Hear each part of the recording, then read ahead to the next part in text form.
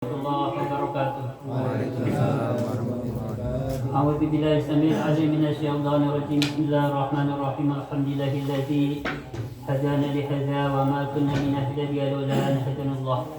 والصلاة والسلام على سيدنا محمد نور الهداية وعلى آله وصحبه نجوم الرشاد. قال رب اشرح لي صدري ويسر لي أمري واحلل عقدة من لساني يفقهوا قولي. رضيت بالله ربا وبالإسلام دينا وبمحمد نبيا ورسولا وبالقرآن إماما وحكما. ربي زدنا علما وارزقنا فهما. أما بعد فقول حضرة المحترمين والمكرمين, para alim, para sepuh, semua yang saya hormati dan saya muliakan, wabil khusus kepada pimpinan Majelis Taklim Samsis Sumus, ya Bapak Mabrur yang saya hormati dan saya cintai serta saya muliakan. Tak lupa yang saya hormati dan saya muliakan senior kami Bapak Mudasir, Bapak Rustam, Bapak Toto, Bapak Abdul Rahman, Bapak Mito, semua yang saya hormati dan saya muliakan serta saya cintai. Rekan-rekan semuanya seide, senasib, seperjuangan yang saya cintai dan saya muliakan, rahimakumullah. Saudaraku, mari kita sama-sama mengucap hamdalah, alhamdulillah rabbil alamin, sebagai ungkapan dan syukur kita kehadirat Allah Subhanahu wa taala yang telah memberikan nikmat hidup yang begitu besar dan begitu banyak kepada kita sekalian.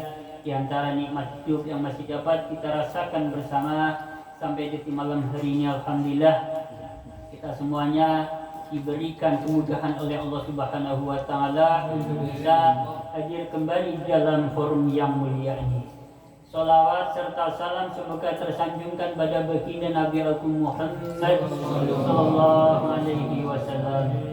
Saudaraku rahimakumullah, ini saya ada amanat dari teman saya, mohon keikhlasannya untuk mendoakan bersama-sama atas nama Bapak Adris Sam Mutiara bin Haji Sam Mutiara almarhum serta Bapak Fitno Purboyo. Mohon doanya kepada teman-teman semuanya supaya usaha yang sedang dirilis bisa gol, bisa berhasil, bisa sukses. Ya, mohon doanya. Saya berharap bisa gol karena beliau juga akan mengajak saya untuk rutinan ngaji bareng sama beliau. Jadi saya sangat berharap bisa gol. Saudaraku rahimakumullah, sebelum kita membaca suratul Fatihah bersama, perlu diketahui bahwa baginda Nabi Muhammad sallallahu alaihi wasallam dalam sebuah riwayat Sahih Muslim, beliau bersabda, "Ma min 'abdin muslimin yadmu li akhihi bi dhahril ghaibi illa qala al-malaku walaka biniku." Kata Nabi, tidaklah seorang hamba yang muslim mendoakan saudaranya yang jauh, melainkan seorang malaikat berkata, doa yang sama untukmu. Ya, doa yang sama untukmu. Jadi apa yang kita bacakan doa untuk saudara kita yang jauh, maka malaikat pun mendoakan kita dengan doa yang sama. Dalam riwayat lain disebutkan, da'watul mar'i al-muslimi li akhihi bi dhahril ghaibi mustajabatun. Kata Nabi, doa seseorang yang muslim untuk saudaranya yang jauh itu mustajabah. Terusan dari hadis ini, ada seorang malaikat yang memang ditugasi ada di dekat kepala kita masing-masing. Yang malaikat ini tugasnya membaca amin dan membaca doa yang sama ketika kita mendoakan saudaranya yang jauh dengan doa yang baik. Jadi dengan kata lain, ketika kita mendoakan saudara kita yang jauh, ya, malaikat turut mengamini dan juga turut mendoakan kita semua. Ya. Mari kita sama-sama membuat keikhlasannya. Irdilah wa li syafaati Rasulullah sallallahu alaihi wasallam. Al-Fatihah. A'udzu billahi minasy syaithanir rajim. Bismillahirrahmanirrahim. Alhamdulillahi rabbil alamin arrahmanir rahim maliki yaumiddin. Iyyaka na'budu wa iyyaka nasta'in ihdinas siratal mustaqim. Siratal ladzina an'amta 'alaihim ghairil maghdubi 'alaihim waladdallin.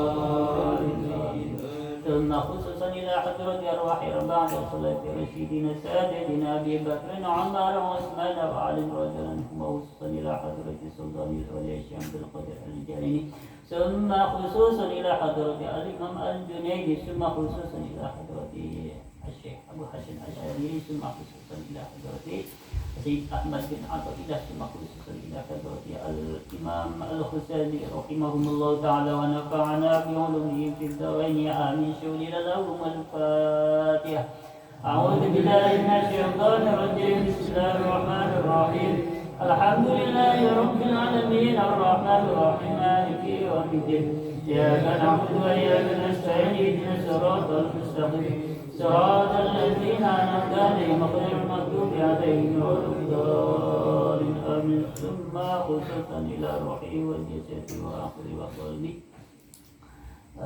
أبي سامد بن حجي سامد وسيدنا شولي لهم الفاتحة. أعوذ بالله من الشيطان الرجيم. بسم الله الرحمن الرحيم. الحمد لله رب العالمين الرحمن الرحيم مالك يوم الدين.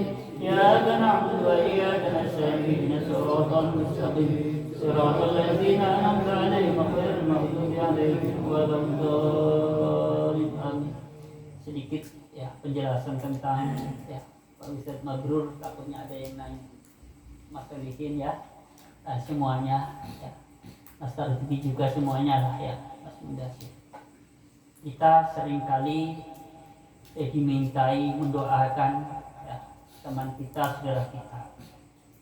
Biasanya yang kita dengar doa yang dipanjatkan adalah suratul Fatihah. Biasanya, ya ustadznya, ya kiainya, ya ibu ustadzahnya, ya kan? Yang bisa kita dengar. Al-Fatihah, Al-Fatihah. Ada orang sakit ya Al-Fatihah. Ada orang berangkat haji Al-Fatihah. Ada orang kepengen usianya sukses Al-Fatihah. Ya, semua Fatihah. Ini jawabannya Pak Ustadz Mabrur. Takutnya ada yang nanya, kita harus bisa jawab. Soalnya kita ngamalin Mas Budi. Kita sudah ngamalin, ada yang nanya nggak bisa jawab. Nanti dikira kita ngamalin sesuatu tidak ada ilmunya. Ngarang itu Jamal kayak gitu ya takutnya begitu ya. Sedikit menyinggung tentang Al-Fatihah. Kenapa ketika kita mendoakan seseorang apapun yang diminta hajatnya itu mesti membacakan suratul Fatihah. Saya membaca di dalam kitab namanya Fatwa Ar-Romli ya. Beliau ketika ditanya seputar Fatihah, kenapa ketika orang berdoa itu membaca surat Fatihah? Ujung dari di akhiran doanya. Maka jawaban beliau mengutip hadis baginda Nabi Muhammad sallallahu alaihi wasallam yang berbunyi Fatihatul Kitabi. Fatihatul Kitabi mu'allaqatun fil arsy. Laisa bainaha wa bainallahi hijabun. Pembukanya kitab Fatihatul Kitab atau suratul Fatihah itu digantung di aras, di antara Allah dan suratul Fatihah itu tidak ada hijab. Kalau tidak ada hijab itu artinya tidak ada dinding pembatas. Kalau dengan kata lainnya mungkin nggak ada jarak ya, pokoknya nggak ada aling-alingnya. Bahasanya kalau sudah nggak ada aling-alingnya berarti tembus langsung tembus kalau orang doa dengan membaca suratul Fatihah. Itu satu hadis. Hadis yang kedua yang beliau nukil atau kutip dalam hal ini, beliau menyampaikan hadis Nabi li'annaha likulli da'i, karena sesungguhnya suratul Fatihah itu bisa menjadi obat setiap penyakit. Sakit apa saja, ya, obatnya bacakan suratul Fatihah. Makanya ulama menyebutnya bahwa suratul Fatihah itu namanya banyak sekali. Ada suratul Fatihah, ada Ummul Kitab, ya, ada lagi suratul Du'a, jadi surat untuk berdoa. Ada lagi suratul Munajah, surat untuk bermunajat, berbisik dengan Allah, suratan untuk mengadu kepada Allah, ya. Ada lagi suratul Syifa, ya, surat tambah atau obat. Jadi Bang Dokter ini ya memang profesinya sebagai dokter sering diminta untuk mengobati orang, ya. Jadi sembari diberikan obat juga sambil nanya nih Pak Dokter, Bapak nama lengkapnya siapa? Langsung Al-Fatihah. Insya Allah pasiennya, baru kali ini saya menemukan seorang dokter tidak hanya memberikan obat, tetapi juga langsung dibacakan suratul Fatihah. Pak Dokter ngajinya di mana? Ya, kalau misalnya ada yang nanya, kenapa Pak Dokter membacakan suratul Fatihah? Karena surat Fatihah itu bisa menjadi obat, karena surat Fatihah itu adalah suratan untuk berdoa. Di sini saya mengobati, di sini juga saya berdoa kepada Allah Subhanahu wa taala semoga pasien saya sembuh. Itu Pak Dokter. Ya. Jelas tadi ya, Mas Lihin, barangkali ada yang nanya. Satu lagi ini khusus untuk Mas Lihin. Suratul Fatihah juga disebutnya suratul Ruqyah, surat untuk meruqyah. Jadi kalau ada yang bertanya kenapa sih Fatihah, minta doain apa saja Fatihah, ya, sudah terjawab. Ya. Saudaraku rahimakumullah, semua yang saya hormati dan saya muliakan, kita lanjutkan kajian kita yang berikut. Mari dalam pembahasan tasyahud awal, benar ya? Kemarin? Pokoknya tasyahud ya. Kemarin tidak sebutkan tasyahud awal atau tasyahud akhir. Kemarin yang saya bacakan itu adalah paling sedikitnya bacaan tasyahud. Kemarin saya sempat gagal paham atau enggak. Ternyata setelah Mas Nuri menanyakan itu, saya baca di tengahnya memang, ya, di tengah-tengahnya itu, di syarahnya, sempurnanya membaca tasyahud itu adalah persis yang biasa kita baca. At-tahiyyatul mubarakatus salawatut thayyibatu lillah. Assalamu alayka ayyuhan nabiyyu wa rahmatullahi wa barakatuh. Assalamu alayna wa ala ibadillahis salihin. Asyhadu an la ilaha illallah. Maaf, tidak dulu. Kemarin ada pertanyaan dari Bapak Teja. Jadi kita isyarahnya itu pada saat apa? Ya, kemarin sudah saya jawab.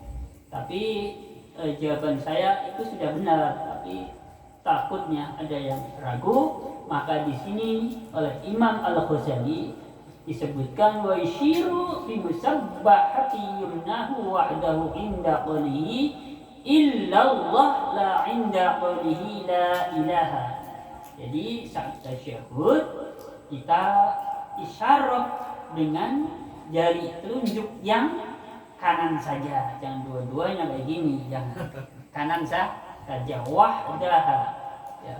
Inda qawlihi saat membaca illallah, jadi pas hamzahnya illallah. Jadi tadinya kan kayak gini, begem.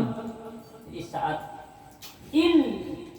begitu bersama dengan illallah.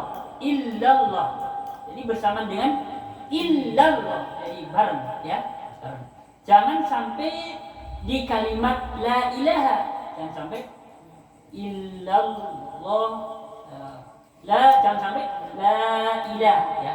Jangan sampai begini. La ilaha, jangan sampai la ilaha, tapi la ilaha itu ya. Jadi tidak boleh di kalimat la ilah kita telunjuknya isyarat.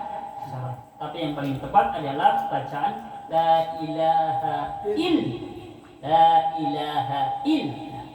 pas mengucapkan hamzahnya illallah, itu yang paling tepat. Ini untuk memantapkan saja.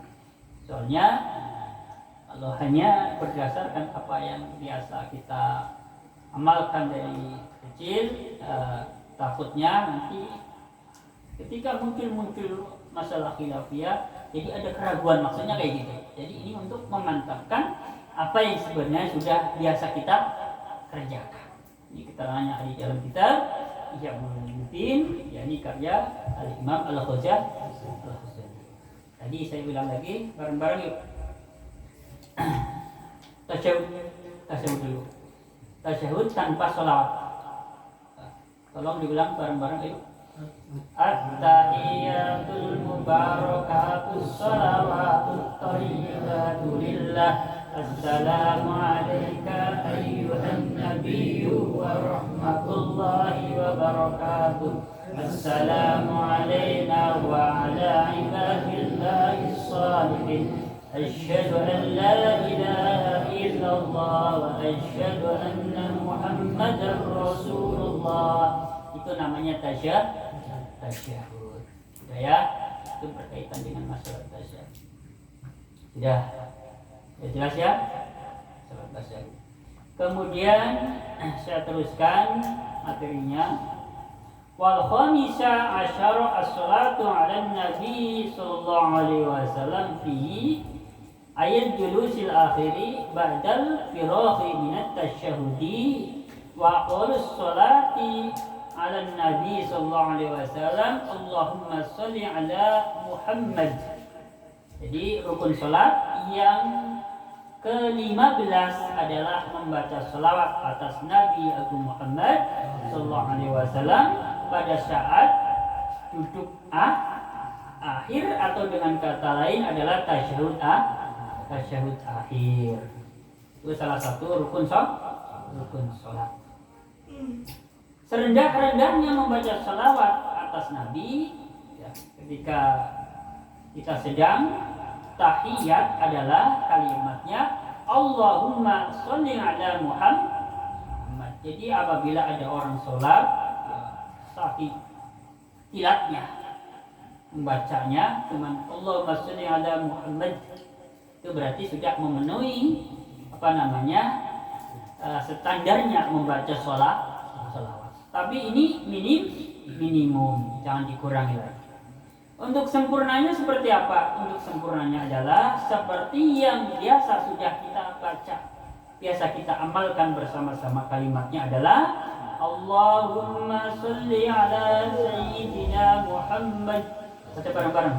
Allahumma sholli ala Sayyidina Muhammad wa ala ali Sayyidina Muhammad kama shallaita ala Sayyidina Ibrahim wa ala ali Sayyidina Ibrahim wa barik ala Sayyidina Muhammad wa ala ali Sayyidina Muhammad kama barakta ala Sayyidina Ibrahim wa ala ali Sayyidina Ibrahim fil alamin innaka Hamidum Majid. Ini untuk sempurnanya membaca sholawat pada tasyahud akhir. Nah, terus bagaimana bacaan salawatnya dalam tasyahud awal. Bacaan salawat dalam tasyahud awal ini ada masalah khilafiyah. Menurut Imam Ghazali dalam Ihya Ulumuddin, maka sampai pada kalimat Ali, artinya membaca salawat untuk keluarganya Nabi. Kalimatnya Allahumma salli ala Sayyidina Muhammad wa ala ali Sayyidina Muhammad pada tasyahud ini ada di dalam kitab iya. Nah, tetapi dalam kitab Bajuri nampaknya ini memang ada masalah khilafiyah. Dalam kitab Bajuri ini tidak disunahkan membaca salawat atas Nabi pada saat tasyahud awal.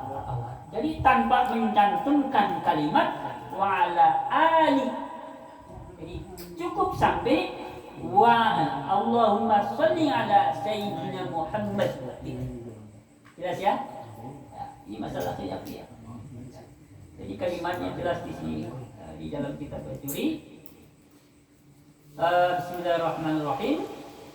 Fala tusannu fihi li'annahu yutlabu takhfifuhu. Maka tidak disunahkan pada tasyahud awal untuk membaca selawat atas keluarga Nabi. Alasannya apa? Alasannya dalam tasyahud awal itu memang dituntut untuk membaca yang ringan. Ya, kita dalam tasyahud awal memang dituntut untuk lebih singkat dibandingkan dengan tasyahud akhir. Sudah jelas ya? Jadi monggo panjenengan memeraktekan yang mana? Sampai Allahumma sholli ala Sayyidina Muhammad atau mau Allahumma sholli ala Sayyidina Muhammad wa ala ali Sayyidina Muhammad. Ini persoalan dalam masalah tasyahud awal. Ini yang ada masalah khilafiyah. Tapi nanti untuk lebih jelas lagi saya insyaallah mencarikan beberapa kitab lagi yang kemudian akan saya tarik kesimpulan. Ini lebih condong kemana nih? Ini soalnya baru dua kitab. Jadi sementara saya masih memakai duanya loh. Ya, pakai duanya. Tapi nanti setelah membaca beberapa kitab lagi ternyata kebanyakan yang ini, berarti nanti saya akan condong ke sini. Jelas ya? Saya teruskan. Bismillahirrahmanirrahim. Bismillahirrahmanirrahim. Wa sadisa asyara at-taslimatul ula. Rukun salat yang ke-16 adalah uluk salam yang pertama. Wa yajibu iqamus salami halal qumudi. Wajib menjatuhkan salam pada posisi duduk. Jadi salam untuk penutup salat itu dilakukan pada keadaan sedang duduk. Jangan sampai saking buru-burunya udah berdiri baru assalamualaikum umpamanya. Tidak sah salatnya karena harus dilakukan pada saat masih duduk. Bismillahirrahmanirrahim. Wa quluhu assalamualaikum. Minimal yang membaca salam dalam salat itu adalah kalimatnya assalamualaikum. Jadi cukup assalamualaikum. Ya. Nolehnya sampai mana batasannya? Nolehnya assalamualaikum. Nolehnya sekiranya pipi kita yang kanan ini dari belakang, orang yang berada di belakang kita ini bisa ya, ini ukuran nolehnya. Kiranya orang yang berada di belakang kita ini bisa lihat pipi kita bagian kanan. Begitu juga nanti ketika uluk salam yang kedua juga nolehnya begitu ukurannya. Kiranya orang yang ada di posisi belakang kita ini bisa melihat pipi kita. Teruskan. Wa akmaluhu assalamu alaikum warahmatullah. Ya, untuk sempurnanya membaca salam dalam salat ya, kalimatnya adalah assalamu alaikum warahmatullah. Tidak boleh ditambah assalamualaikum warahmatullahi wabarakatuh. Tidak boleh ada tambahan wabarakatuh. wabarakatuh. Jadi cukup assalamualaikum saja, boleh ditambah assalamualaikum warahmatullah, lebih sempurna, tapi jangan ditambahi assalamualaikum warahmatullahi wabarakatuh. Wabarakatuhnya jangan dibawa. Jelas ya? Terus ini untuk menjawab pertanyaan dari saudara kita Mas Tolha kemarin. Pertanyaannya, ketika kita sholat berjamaah, posisi kita sebagai makmum, ya, bagaimanakah cara salam kita? Apakah setelah imam salam pertama, assalamualaikum imamnya, kita nyusul, atau setelah imam salam kedua, assalamualaikum, kita baru salam sebagai makmum?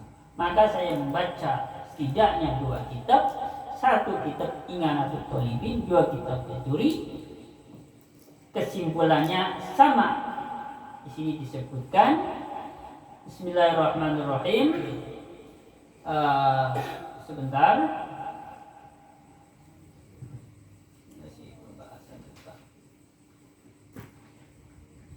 Wa yusannu lil ma'mumi alla yusallima illa ba'da firaghil imami min taslimataihi. Dan disunahkan bagi makmum untuk tidak salam, untuk jangan dulu salam. Jadi hukumnya sunnah bagi makmum untuk tidak salam duluan, kecuali illa ba'da firaghil imami min taslimataihi, kecuali setelah imamnya selesai dari uluk salam yang kedua. Di sini setelah selesai dua-duanya. Kalau dalam kitab Inganatul Thalibin lebih jelas lagi disebutkan setelah selesai dari uluk salam yang kedua.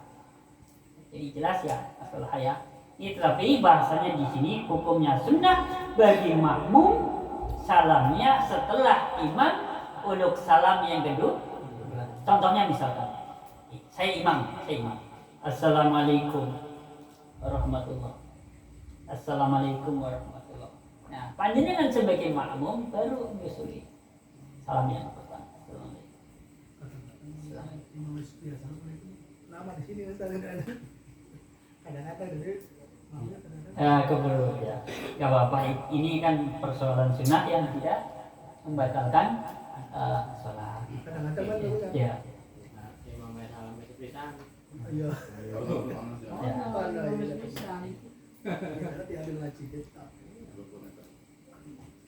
Ya ini karena lagi pembahasan mazhab Syafi'i, tentu ada salam pertama, salam kedua, tentu sesuai dengan mazhab Syafi'i.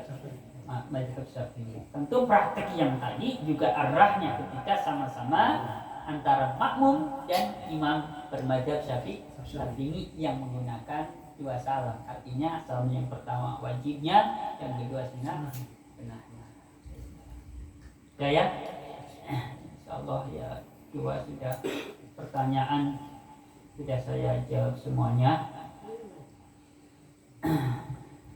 Mungkin ada yang perlu diperjelas, monggo silakan disampaikan. Ya. Kalau salamnya sampai assalamualaikum warahmatullahi wabarakatuh, itu nyampe membatalkan salatnya kan? Nah, di sini kalimatnya ya baru yang saya temukan ya. Walain dabu huna wa barakatuhu alal muhtamadi. Jadi bahasanya di sini tidak disunahkan dalam persoalan ini, yakni uluk salamnya orang yang sholat menambahkan kata wa barakatuh. Menurut kaul muktamad adalah pendapat yang dijadikan pegangan oleh para ulama. Dengan kata lain, ya pendapat yang mayoritas kayak gitu. Jadi saya belum menemukan apakah itu mendapatkan bisa berpotensi membatalkan sholat atau tidak, yang jelas di sini kalimatnya wala yundabuhuna wa barakatuh alal mu'tamad, dan tidak disunnahkan menambahkan kalimat wa barakatuh. Ya. Jadi kalimat yang saya temukan penjelasannya adalah kalimatnya di sini tidak disunahkan. Belum sampai, ya coba nanti ada apa enggak keterangan yang menjelaskan bahwa ini bisa membatalkan sholat. Ini masalah fikih ya. Saya tidak boleh langsung berhenti cukup sampai di sini, itu tidak. Insya Allah akan saya kembangkan, akan saya baca lebih banyak lagi. Apakah dengan menambahkan kalimat wa barakatuh itu bisa membatalkan sholat atau tidak? Tapi di sini jelasnya kalimatnya tidak disunah. Sudah ya, sampai ke satu. Ada lagi? Monggo.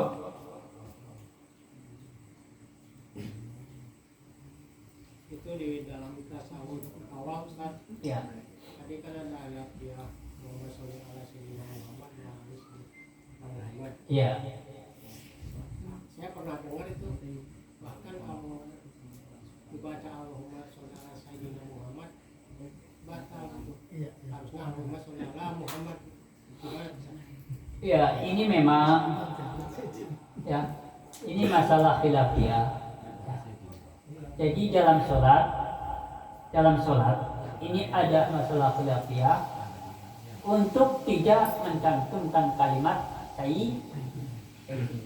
Tetapi dalam kitab Bajur ini hadis yang mengatakan ya, janganlah menggunakan sayyid, kata Nabi, itu hadisnya dinyatakan batil.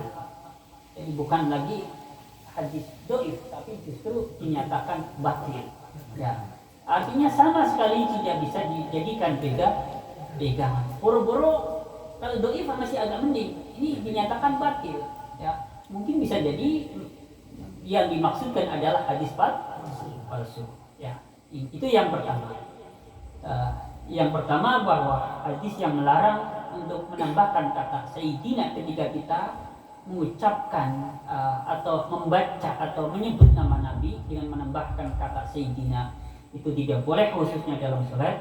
Itu hadisnya dinyatakan batil. Ada keterangannya dalam kitab Bajuri yang sedang saya pegang itu, dan saya sudah membacanya. Tapi dalam kitab Bajuri ini yang paling utama sulukul adab, jalan atau sopan santunnya. Sulukul adab, jalannya adab atau sopan santunnya, tetap menggunakan kata sayyidi. Itu sebabnya di dalam kitab Bajuri tadi yang kita baca bersama-sama, kalimatnya lengkap. Allahumma shalli ala sayyidina Muhammad wa ala ali sayyidina Muhammad. Ada sayyidinanya ini. Ya, di dalam kitab Bajuri lengkap persis dengan yang kita baca. Jadi kalimat itu yang biasa kita amalkan itu bukan semata-mata ada di buku pesolatan saja. Artinya bukan semata-mata itu tulisan kiai-kiai kita, tetapi memang sudah ada pada ulama-ulama terdahulu, ulama-ulama yang mampu menyusun kitab seperti kitab Bajuri. Sini sudah ada. Dulu saya pertama-tama mendengar itu, saya ragu. Saya pernah meninggalkan kata sayyidina atau lafaz sayyidina dalam sholat. Pernah saya akui. Ya, tapi balik lagi. Dan itu lama. Ya, ketika baru-baru mendengar itu. Ya. Memang saya ragu karena baru-baru dengar. Tapi setelah saya membaca dalam kitab Bajuri bahwa itu memang hadis yang mengatakan itu juga hadisnya batil, kemudian memang menurut ulama adabnya sopan santunnya, ya unggah-ungguhnya tetap menggunakan kata sayyidina atau lafaz sayyidina. Jadi jelas ya Pak Rizkan ya. Memang ini harus kita akui bahwa memang ada sebagian orang yang mengatakan bahwa ini membatalkan sholat. Ya, saya juga harus istilahnya fair, harus terbuka. Ya, bahwa saya juga pernah mendengar juga, bahkan pernah mempraktekkan. Ya, pernah, saya akui pernah mempraktekkan. Jadi saya kembali lagi. Makanya ini perlunya kita mengaji, ya, kita baca kitab ini supaya jangan sampai apa yang sudah diajarkan oleh guru-guru kita, oleh kiai-kiai kita, zaman kita masih ngaji di musola, di masjid, ya, sudah persis seperti itu. Mendengar dari sana sini kayak gitu, ya, kemudian keyakinan kita menjadi kabur, keyakinan kita menjadi goyah. Ya. Dulu saya pernah baca berjanji aja saya hampir nggak mau, tapi saya tetap sama Mas Tarno ke musola, ngikut ya Mas Tarno zaman di Mampang. Sebenarnya hati saya itu lagi, kalau bahasanya itu lagi nggak karu-karuan, ya. Tapi tetap saya jalanin, ya, saya jalanin. Tapi akhirnya menemukan kembali, akhirnya bahkan sekarang merasakan mantepnya ketika membaca Al-Barzanji. Nah, ini memang tidak apa-apa lah, itu ada proses dalam suatu amalan, ada proses. Tidak ada naik turun, ada kalanya ada guncangan atau godaan atau sesuatu yang membuat keyakinan kita ini goyang, ya, mamang ragu itu pasti ada. Nah, makanya itu pentingnya kita ngaji Pak Mito, ya, supaya kita ini mantap, nggak sekedar mendengarkan orang yang betul memang tidak memakai, ya. Kalau menurut saya dia monggo nggak memakai, monggo, ya. Tapi saya mantapkan lagi tetap memakai kalimat Sayyidina Muhammad wa ala ali Sayyidina Muhammad. Tadi persoalan tasyahud awal, masalah di sini ada 2 kitab, ada masalah khilafiyah juga saya sampaikan, biar nanti mendengar yang membaca iya ada kata Ali, ya, dalam tasyahud awal membaca berdiri kok tidak disunahkan, ya. Nah, makanya saya sampaikan dua-duanya. Makanya kata Gus Baha, ngaji ilmu fikih itu mau bisa kata beliau istilah bisa tersesat, ya, karena gini banyak khilafiyah. Ya, makanya saya juga sangat berhati-hati dan nggak mau ceplos-ceplos, juga tentu memperbanyak kitab juga, ya, supaya nggak kitab 1, kitab 2 langsung menghubungi begini, ya. Enggak, ya. Sudah jelas ya Pak Rustam, ya. Pokoknya dimantapkan saja Pak Rustam. Memang ada ungkapan kayak gitu, ya. Ayo, siapa lagi? Kalau ini belum ada PR nih, karena kebetulan di malam ini yang disampaikan bisa langsung saya jelaskan. Salawatnya kan yang Nabi gimana? Yang Nabi ajarkan, ketika Nabi ditanya oleh sahabat, ya memang di situ nggak ada kata Sayyidina memang, ya. Tapi begini, ya. Kalau tagnya nanti saya carikan, ya. Tapi yang jelas di situ memang tidak ada tambahan Sayyidina. Tapi kemudian para ulama menambahkan kata Sayyidina, sebab ada hadis juga yang mengatakan bahwa aku adalah Saddah besok di hari kiamat.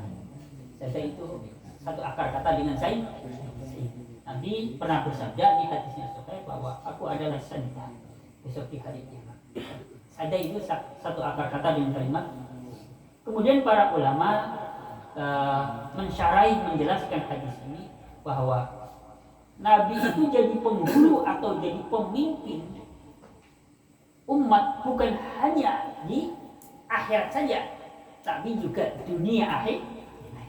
Makanya di dunia ketika kita menyebut nama Nabi kita Muhammad SAW pun menambahkan kata Sayyidina.